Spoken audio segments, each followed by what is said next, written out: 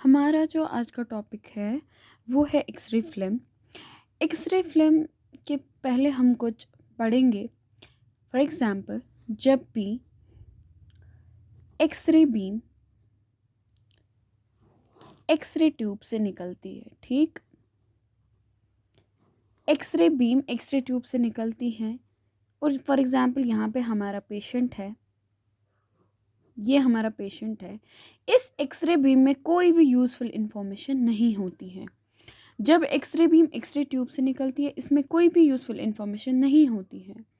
और अगर हम देखेंगे इस एक्सरे बीम में क्या होता है, जो ही ये पेशेंट से पास होती है, ये इंटरेक्ट करती है टिश्यूज़ के साथ। ये एक्सरे बीम किन के साथ इंटरेक्ट करती है? टिश्यूज़ के साथ, ठीक। तो इंटरेक्ट होके ये फिर बाहर आ जाती है। तो इसमें अब क्या होती है, इसमें यूज़फुल इंफॉर्मेशन आ जाती है इस एक्सरे बीम में, और ये यूज़फुल इंफॉर्मेशन हम रिवील करते हैं by particular radiographic examination, revealed by particular radiographic examination, ठीक। फॉर एग्ज़ाम्पल, चाहे वो सीटी हो, चाहे हमारे पास वो मैमोग्राफी हो, चाहे हमारे पास वो सिंपल एक्सरे हो, तो किसी भी रेडियोग्राफिक एग्जामिनेशन से हम वो इंफॉर्मेशन को रिवील कर सकते हैं। और जो मोस्ट इम्पॉर्टेंट मटेरियल है जिसकी वजह से हम ये इंफॉर्मेशन डिकोड कर सकते हैं, वही होती है जिसको हम फिल्म कहते हैं। किसकी वजह से? कौन सा वो ऐसा मटेरियल है जिसकी वजह से हम ये डिकोड कर सकते हैं इंफॉर्मेशन, उसी को हम एक्सरे फिल्म कहते हैं। Most important material used to decode the information carried by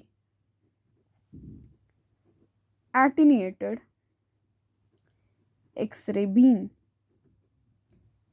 और वही क्या होती है? एक्सरे फिल्म, ठीक। एक्सरे फिल्म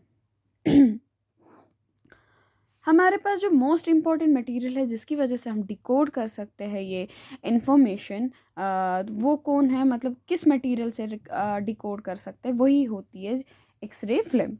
और एक्सरे फिल्म में क्या होता है, अगर हम देखेंगे, इसके 4 कंपोनेंट्स होते हैं, ठीक।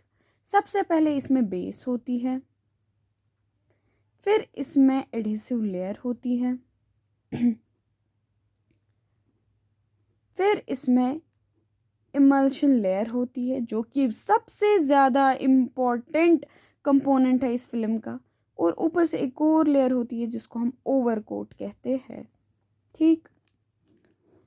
ये बेस जो है, इसका काम क्या है? ये बेस सपोर्ट प्रोवाइड करती है इस इमल्शन लेयर को, ठीक।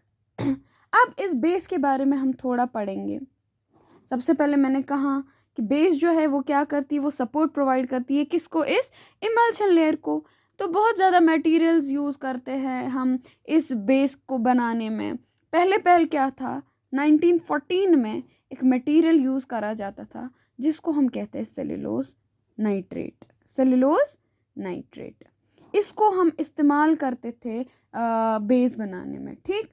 बट क्या हुआ, ये इन्फ्लेमेबल था, तो फिर इसको क्या किया गया, इसको रिजेक्ट किया गया। फिर 1924 में हमने क्या लिया, हमने सेलुलोज ट्राईएसीटेट लिया, ठीक। सेलुलोज ट्राईएसीटेट लेने के बाद हमने इसको भी क्या करा, रिजेक्ट करा। और एट द एंड 1960 में, जो कि आज भी होता है, आज भी आजकल के वक्त में भी जो बेस में मटेरियल यूज़ होता है वो पॉलिस्टर होता है।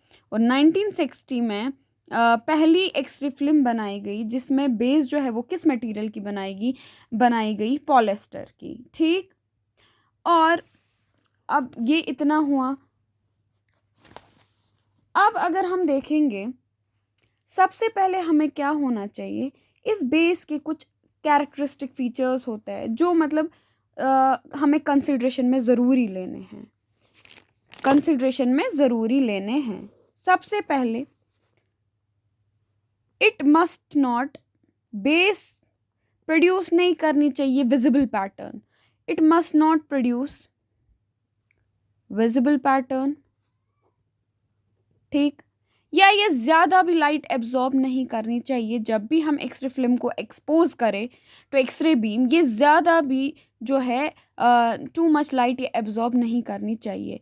It must not produce visible pattern और एब्जॉर्ब टू मच लाइट।